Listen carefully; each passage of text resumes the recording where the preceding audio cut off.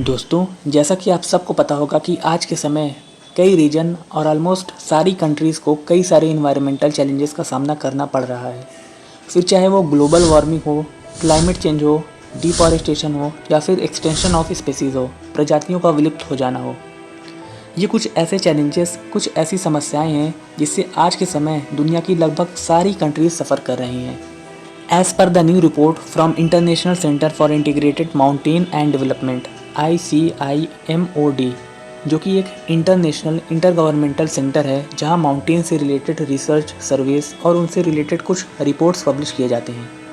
इस ऑर्गेनाइजेशन ने एक रिपोर्ट पब्लिश की जिसमें इसने बताया हिंदू कुश हिमालयन रेंजेस, जो कि हिमालयाज रेंजेस का ही एक पार्ट है, यहाँ पर मौजूद ग्लेशियर्स जो कि बर्फ़ के पहाड़ हैं वो मेल्ट हो रहे हैं, पिघल रहे हैं और आने वाले कुछ सालों में काफ़ी तेज़ी से मेल्ट होने वाले हैं।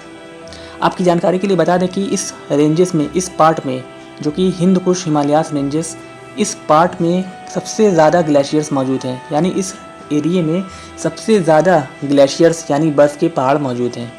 इस जगह से ओरिजिनेट होने वाली रिवर्स जो कि 16 कंट्रीज़ से पास आउट होती हैं, एक इम्पॉर्टेंट सोर्स ऑफ वाटर है उन कंट्रीज़ के लिए, जिसमें अफ़गानिस्तान, पाकिस्तान, इंडिया, बांग्लादेश समेत म्यांमार जैसी 16 कंट्रीज़ शामिल हैं। अब नॉर्मल सर्कमस्टेंसेस में, नॉर्मल सिचुएशन में तो ठीक है, पर इमेजिन करिए कि इन रिवर्स का पानी अचानक से अगर बढ़ जाए। जैसे कि आज के समय आप देख रहे होंगे कि दिल्ली में कितनी ज़्यादा प्रॉब्लम्स क्रिएट हो चुकी हैं, क्योंकि वहाँ पर यमुना नदी का पानी अचानक से राइज़ हो गया, अचानक से बढ़ गया, जिसकी वजह से वहाँ पर काफ़ी डिस्ट्रक्शंस हुए हैं और कई हज़ार लोगों को डिस्प्लेस किया गया है, उनके घर से दूर किया गया है उनकी सेफ्टी के लिए। तो आप इमेजिन करिए कि इन रिवर्स का पानी अगर अचानक से बढ़ जाए और बाढ़ जैसी स्थिति क्रिएट हो जाए, तो आप सोच सकते हैं कि कितना ज़्यादा डिस्ट्रक्शन होगा और कितनी ज़्यादा प्रॉब्लम होगी उन जगह पे रहने वाले लोगों के लिए। तो ये तो बात हुई रिपोर्ट की। आखिर इन सारी प्रॉब्लम्स का, इन सारी समस्याओं का रीज़न क्या है, इसकी जड़ क्या है? तो वो है ग्लोबल वार्मिंग। तो आइए आज की इस वीडियो में डिटेल में समझते हैं ग्लोबल वार्मिंग को। ग्लोबल वार्मिंग, इस टॉपिक को समझने के लिए हम इसे 4 पार्ट में डिवाइड कर देते हैं। सबसे पहले हम समझेंगे कि ग्लोबल वार्मिंग होती क्या है, ग्लोबल वार्मिंग के कंसेप्ट को समझेंगे। उसके बाद हम देखेंगे कि इसके इम्पैक्ट क्या होते हैं, ग्लोबल वार्मिंग से होने वाली समस्याएं कौन कौन सी हैं, प्रॉब्लम कौन कौन सी क्रिएट होती हैं। फिर हम समझेंगे कि इसके पीछे कारण क्या है, ग्लोबल वार्मिंग हो क्यों रही है, उसके कॉजेज़ क्या हैं, और लास्ट में हम देखेंगे कि कौन कौन से ऐसे मेजर्स हैं, कौन कौन से स्टेप्स हैं जिसके थ्रू हम ग्लोबल वार्मिंग को कंट्रोल कर सकते हैं, रिड्यूस कर सकते हैं। तो आइए आज की इस वीडियो में डिटेल में एनालाइज करते हैं इस ग्लोबल वार्मिंग के कंसेप्ट को। ग्लोबल वार्मिंग को अगर हम आसान भाषा में समझें तो इसका मतलब होता है ग्लोब यानी पृथ्वी का टेम्परेचर लगातार बढ़ना due to green house gases. अब ये ग्रीन हाउस गैसेस क्या होती हैं? ग्रीन हाउस गैसेस वो गैसेस होती हैं जो कि ग्रीन हाउस इफेक्ट पैदा करती हैं, ग्रीन हाउस इफेक्ट जनरेट करते हैं। अब ये ग्रीन हाउस इफेक्ट क्या होता है, आइए इस चीज़ को और अच्छे से समझते हैं। ग्रीन हाउस गैसेस जो जनरेट होती हैं उसका जो मेन सोर्स है वो है बर्निंग ऑफ फॉसिल फ्यूल्स, जैसे कोल, डीजल, पेट्रोल। जब हम इन फॉसिल फ्यूल्स को बर्न करते हैं, जलाते हैं, इनसे इलेक्ट्रिसिटी जनरेट करने के लिए, या फिर आप देखते होंगे कि गाड़ियों में इन फ्यूल्स का यूज़ किया जाता है, या फिर बड़ी बड़ी फैक्ट्रीज में आप देखते होंगे कि इन फॉसिल फ्यूल्स का एक लार्ज स्केल पर यूज़ किया जाता है। तो उनसे जो गैसेस रिलीज़ होती हैं उन्हीं गैसेस को हम कहते हैं ग्रीन हाउस गैसेस, जैसे methane, water vapour, carbon dioxide, nitro oxide. ये कुछ ग्रीन हाउस गैसेस हैं। इन गैसेस की एक ख़ास प्रॉपर्टी होती है कि ये अपने अंदर हीट को ट्रैप कर लेती हैं, हीट को कैद कर लेती हैं, हीट को वापस जाने नहीं देती। अब यही चीज़ ग्लोबल वार्मिंग के केस में भी होती है। जब बहुत ज़्यादा मात्रा में इन गैसेस को हम रिलीज़ करते हैं तो ये हमारे इन्वायरमेंट में जा कर के इकट्ठा हो जाती हैं और हमारे एटमॉस्फेयर में एक लेयर क्रिएट कर लेती हैं। अब इससे होता ये है कि सोलर रेडिएशन जो कि हीट के फॉर्म में हमारे अर्थ पर आती है वो वापस जा नहीं पाती।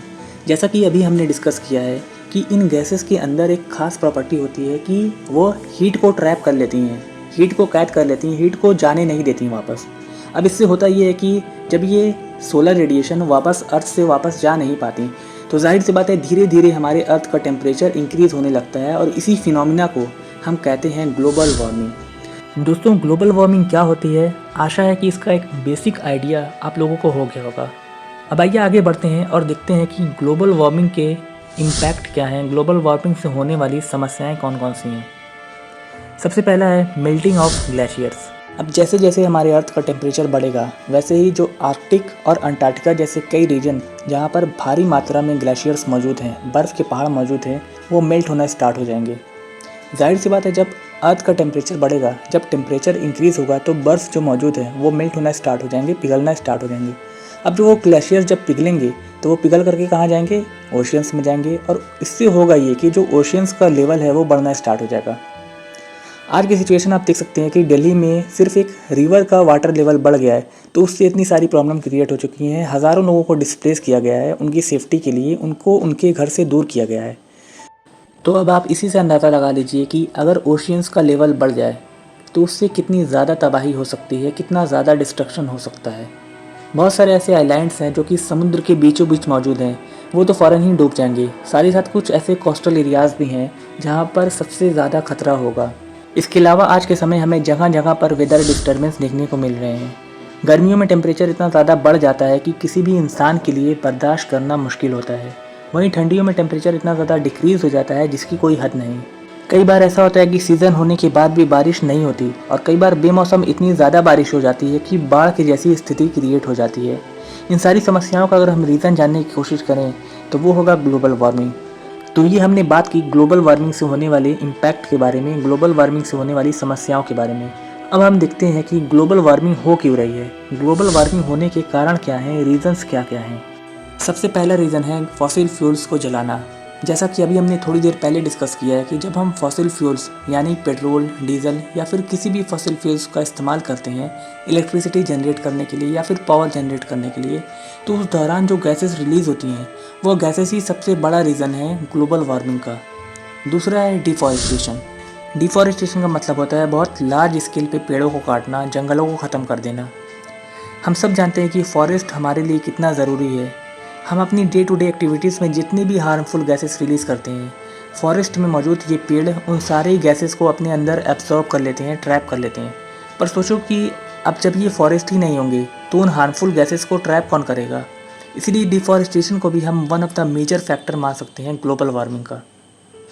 तो ये तो हमने रीज़न के बारे में बात की कि ग्लोबल वार्मिंग हो क्यों रही है, उसके पीछे कारण क्या है।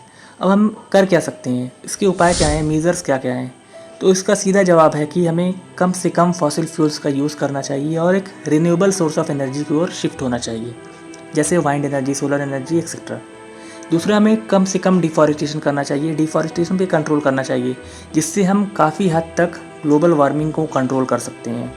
तो दोस्तों, इस वीडियो में हमने समझा कि ग्लोबल वार्मिंग होती क्या है, उसके इम्पैक्ट क्या क्या होते हैं और ग्लोबल वार्मिंग होने के रीज़न क्या हैं। फिर हमने देखा कि कौन कौन से ऐसे मेजर्स हैं जिसके थ्रू हम ग्लोबल वार्मिंग को कंट्रोल कर सकते हैं। तो बस आज के लिए इतना ही। वीडियो अगर पसंद आया हो तो इसी तरह की और इन्फॉर्मेटिव वीडियोस देखने के लिए चैनल को सब्सक्राइब करें। मिलते हैं नेक्स्ट वीडियो में। Thank you so much.